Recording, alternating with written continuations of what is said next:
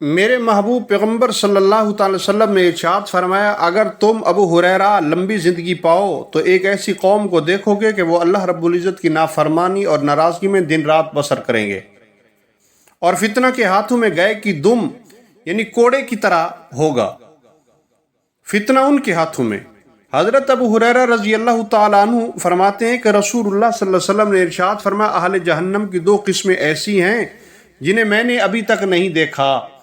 آئیے غور کریں، کیا وہ قومیں ہم میں موجود تو نہیں ہیں؟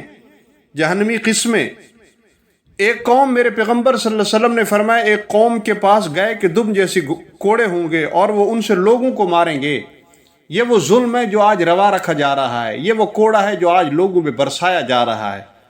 اور دوسری قوم وہ عورتیں جو کپڑوں میں ملبوس ہونے کے باوجود ننگی ہوں گی، خود لوگوں کی طرف میل ہوں گی اور وہ لوگوں کو اپنی طرف میل کریں گی۔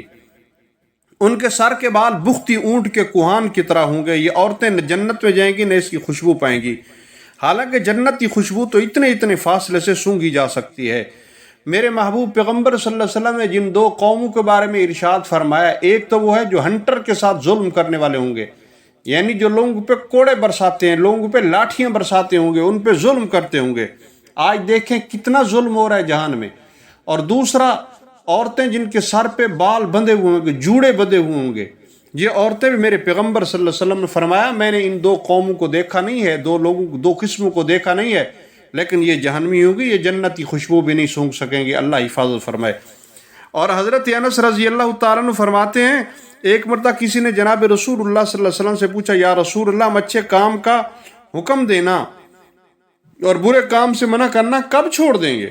تو آپ صلی اللہ علیہ وسلم نے فرمایا، جب تمہارے اندر وہ حالت پیدا ہو جائے جو بنی اسرائیل کی تھی، جب تمہارے بڑوں میں فحاشی آ جائے، علم ذلیل اور کمینے لوگوں کے پاس اور اقتدار تمہارے کم عمر لوگوں کو مل جائے، تو اس وقت سمجھو کہ تمہارا حال بہت کمزور ہو چکا ہے۔ تو یہ وہ وقت آ چکا ہے جس وقت میں ہم بیٹھے ہیں اور ہم ایک دوسرے پر رحم نہیں کر رہے۔ ایک اور صحابی جابر بن عبداللہ رضی اللہ تعالیٰ عنہ کے ایک ساتھی بیان کرتے ہیں، ایک مرتبہ میں ایک سفر سے واپس آیا تو حضرت جابر رضی اللہ عنہ میرے گھر ملنے کے لیے آئے۔ اس ملاقات میں نے انہیں لوگوں کے اختلافات، فرقہ بندیوں اور ان کی نئی باتوں کے بارے میں بتایا۔ تو حضرت جابر رضی اللہ عنہ صحابی رسول تو رونے لگ گئے، پھر فرمایا کہ میں نے رسول اللہ صلی اللہ علیہ وسلم کو یہ فرماتے سنا ہے کہ لوگ جس طرح فوج در فوج دین اسلام میں داخل ہوئے تھے، اس طرح ایک وقت ایسا آئے گا جب وہ فوج در فوج اسلام سے خارج ہونے لگیں گے۔